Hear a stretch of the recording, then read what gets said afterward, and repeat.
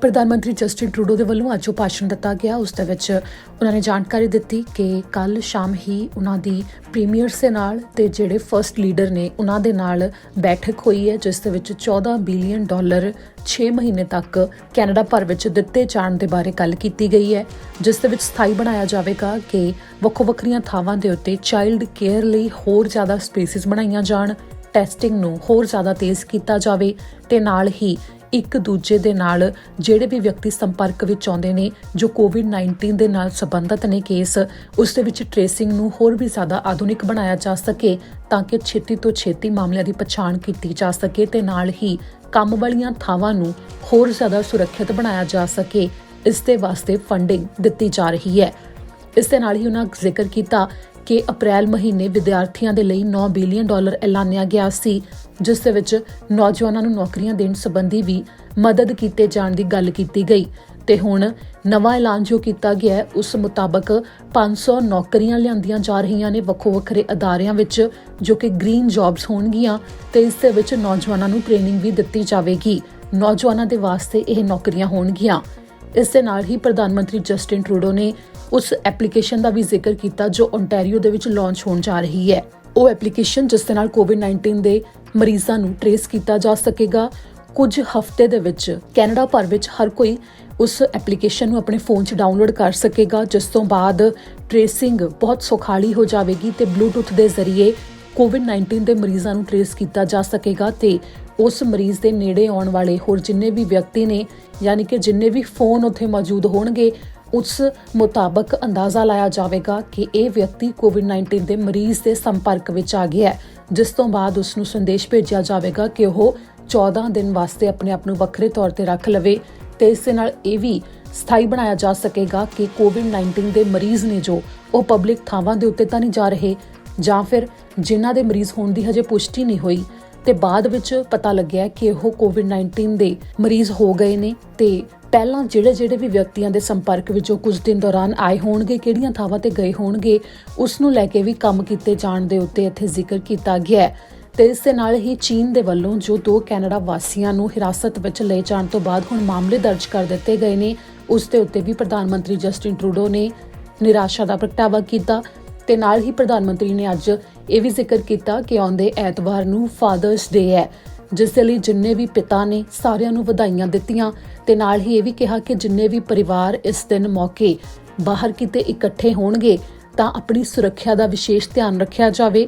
ਸਭ ਤੋਂ ਅਹਿਮ ਹੈ ਕਿ ਬੱਚਿਆਂ ਤੇ ਪਰਿਵਾਰ ਦੀ ਸੁਰੱਖਿਆ, ਜਿਸ ਨੂੰ ਲੈ ਕੇ ਜੇਕਰ ਕੋਈ ਵੀ ਅਜਿਹਾ ਦਿਨ ਆਉਂਦਾ ਹੈ ਜਿਸ ਦਿਨ ਪਰਿਵਾਰਾਂ ਵੱਲੋਂ ਇਕੱਠੇ ਹੋ ਕੇ ਖੁਸ਼ੀਆਂ ਮਨਾਈਆਂ ਜਾਂਦੀਆਂ ਨੇ ਤਾਂ ਉਸ ਦਿਨ ਇਹ ਜ਼ਰੂਰ ਧਿਆਨ ਰੱਖਿਆ ਜਾਵੇ ਕਿ ਉਸ ਇਕੱਠੇ ਹੋਣ ਦੇ ਸਮੇਂ ਦਰਮਿਆਨ ਕੋਵਿਡ-19 ਦੇ ਫੈਲਣ ਦਾ ਖਤਰਾ ਨਾ ਬਣ ਜਾਵੇ, ਜਿਸ ਦੇ ਲਈ ਪ੍ਰਧਾਨ ਮੰਤਰੀ ਜਸਟਿਨ ਟਰੂਡੋ ਨੇ ਸਾਰਿਆਂ ਨੂੰ ਸੁਰੱਖਿਅਤ ਰਹਿਣ ਦੇ ਲਈ ਕਿਹਾ ਤੇ ਨਾਲ ਹੀ ਜਿੰਨੇ ਵੀ ਪਿਤਾ ਨੇ ਸਾਰਿਆਂ ਨੂੰ ਫਾਦਰਸ ਡੇ ਦੀ ਪਹਿਲਾਂ ਤੋਂ ਹੀ ਵਧਾਈ ਦਿੱਤੀ। As we start to reopen parts of the economy, our government will continue to be there to help Canadians get back on their feet.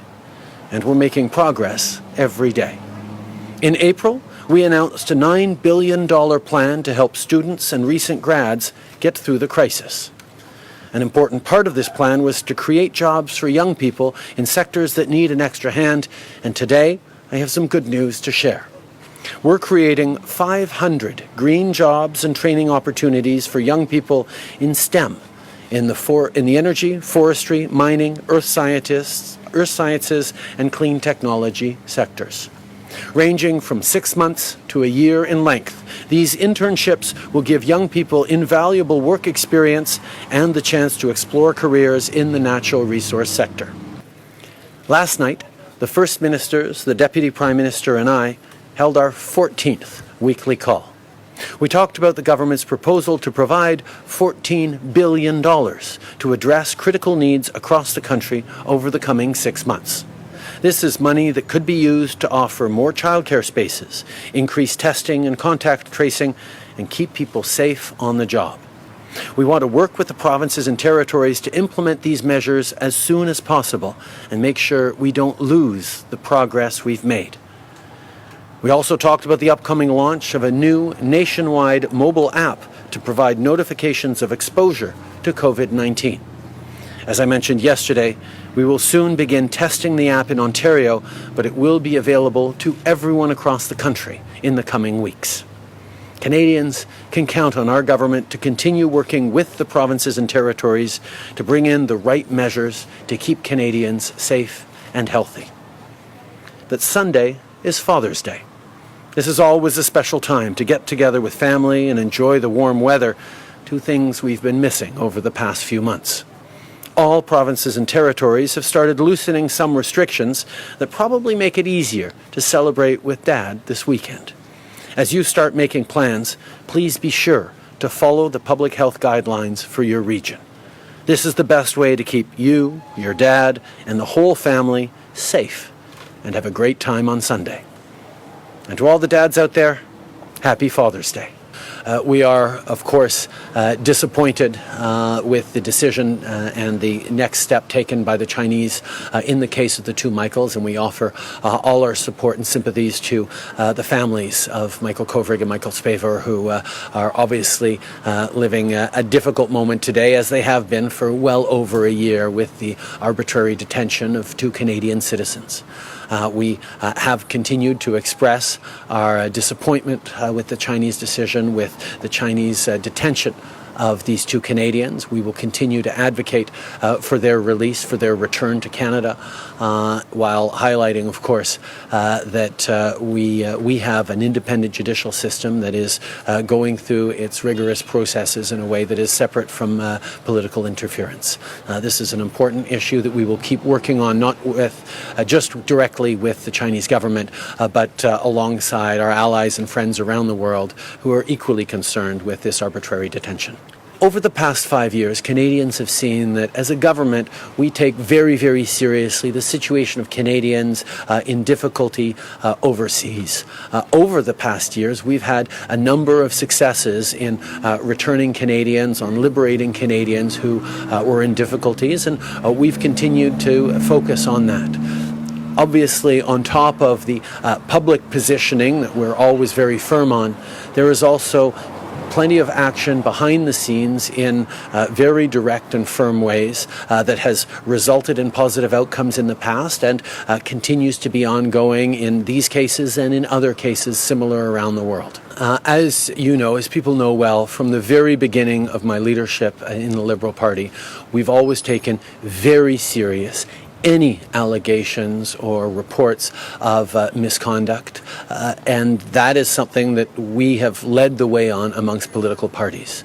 We put in place rigorous processes, rigorous training, and rigorous procedures to follow in any case of complaints or allegations, and those steps are always followed.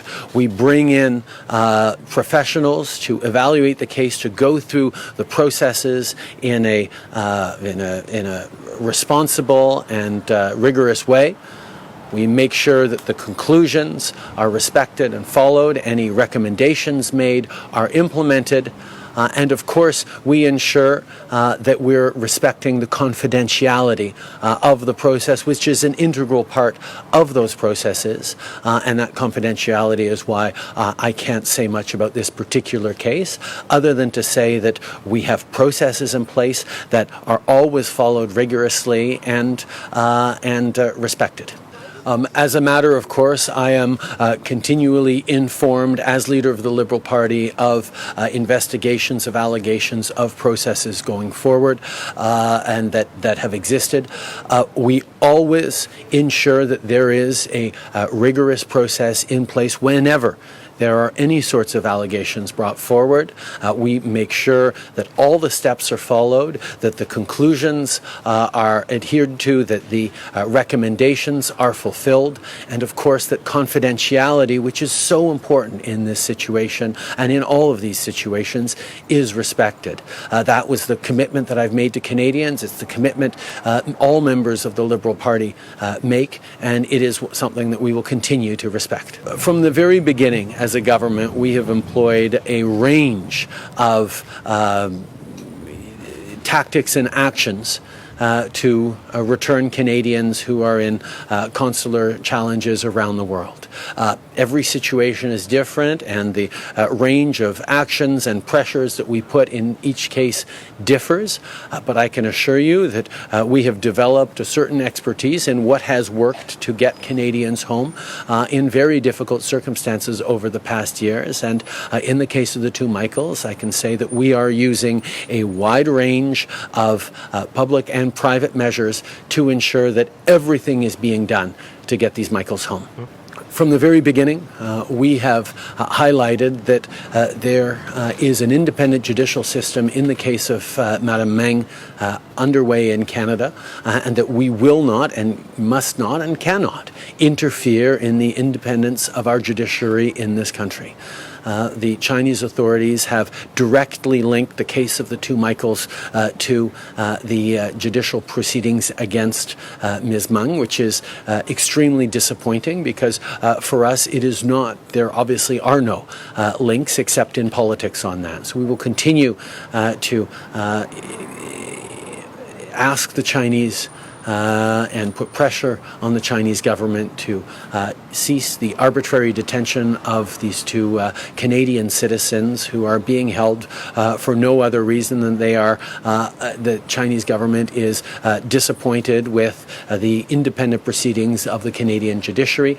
We will continue to stand strong and firmly on the return of the two Michaels. Whenever there are allegations against members of the Liberal Party, part of the process is for the leader to be informed. At the same time, the process that kicks in is a rigorous process that has been established to ensure that every single allegation or complaint around misconduct is appropriately investigated, dealt with, that there are conclusions and next steps and recommendations that are fulfilled. In this case, as in all cases, those processes and those steps are taken. Part of that process, and this is the part that is always frustrating for media and for many people watching, is that confidentiality is an integral part of that process to protect the people coming forward.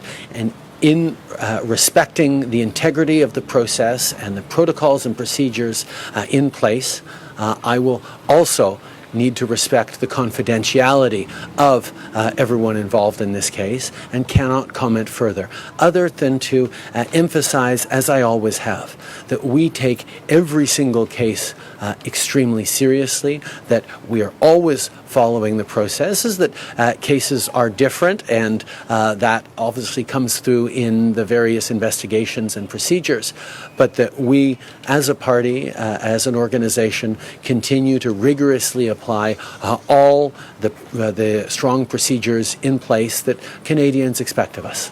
Obviously, in regards to the police proceedings, we've all reflected on the fact that there is apparently a rule in the House of Commons standing orders that if a member of Parliament is arrested, the Speaker or the House needs to be officially informed. That rule has apparently not been followed or applied much over the past years. And I think there's perhaps a reflection that that is something that we can look into. But indeed, it does seem, it is certainly disappointing as a party leader that the individual in question never chose to inform the party of which he was a part of these charges. And I'll let the police and the prosecutors in this case speak for themselves. As we've said from the beginning of this pandemic, the people who step up in the midst of the most serious times to ensure that Canadians can still put food on the table, that they get the deliveries they need, that shelves are stocked, that Canadians continue to be safe and fed, are heroes of this pandemic, every bit as much as our frontline health workers and emergency responders. We need to make sure that people who've stepped up to help Canadians, often at question of their own health and safety, are continued to be supported and respected. And that's why we will continue to exhort and expect that people who've stepped up during this time be properly supported and paid for it. We have proposed $14 billion to ensure that every Canadian right across the country feels that there is a safe restart going on around them and that they are properly supported. That means things like ensuring adequate supplies of personal protective equipment, both in businesses and in the regions, in the provinces. It means understanding that childcare, which is going to be so important as people go back to work, particularly with fewer summer camps and possible disruptions in schools as well, that people can have places to send their kids where they're safe. Well, childcare is going to require more spaces, more rooms, more space, different modifications, which will cost more money. So we want to be there to help that. We recognize municipalities are taking on extra expenses to offer the same reliable services needed, whether it's in community centers or day camps or frontline supporters. These are the things that actually matter to a safe restart. And we want to make sure that every province and territory across the country is able to offer a level of protection to all Canadians that is essential not just for the health side of things, but for the restart of the economy. So we put forward $14 billion on offer to provinces to help them with those specific things. We know that there's... Sorry? Great to be out in the country. We know that there is a range of needs across the country of provinces in different situations, which was why we've put forward flexibility. But at the same time, we expect the money that is allocated to go to help municipalities, which are in need right across the country, actually goes to help municipalities and be matched by investments from the provinces and territories as well. We expect that money that is there to ensure adequate supplies of PPE or adequate testing capacity be used for adequate supplies of PPE or testing capacity. So the flexibility is on how their needs are going to be met. But we are fully expecting that the money we put forward for these things be spent on these things, and that's what Canadians expect. On that, the discussions and negotiations are continuing, but I'm very hopeful that we're going to be able to start bringing forward some good news for certain areas very soon. I know this is an issue that has been ongoing for a long time, and I'm certain that the appropriate authorities are engaging in ways to resolve it in the right way. ਸਤਿ ਸ਼੍ਰੀ ਅਕਾਲ ਜੀ, ਮੈਂ ਨਿਰਮਲ ਮਾਨ ਪੂਰਾ that settlement ਤੋਂ। ਇਹ ਤੁਸੀਂ video ਦੇਖ ਰਹੇ ਸੀ TV Punjab ਦੇ ਉੱਤੇ। ਇਹੋ ਜਿਹੇ ਹੋਰ ਜਾਣਕਾਰੀ ਭਰਪੂਰ ਵੀਡੀਓ ਦੇਖਣ ਵਾਸਤੇ ਟੀਵੀ ਪੰਜਾਬ ਦੇ ਚੈਨਲ ਨੂੰ ਸਬਸਕ੍ਰਾਈਬ ਕਰੋ ਤੇ ਨਾਲ ਹੇਠ ਦਿੱਤੇ ਹੋਏ ਬੈਲ ਆਈਕਨ ਦੇ ਬਟਨ ਦਬਾਓ। ਸਤਿ ਸ਼੍ਰੀ ਅਕਾਲ।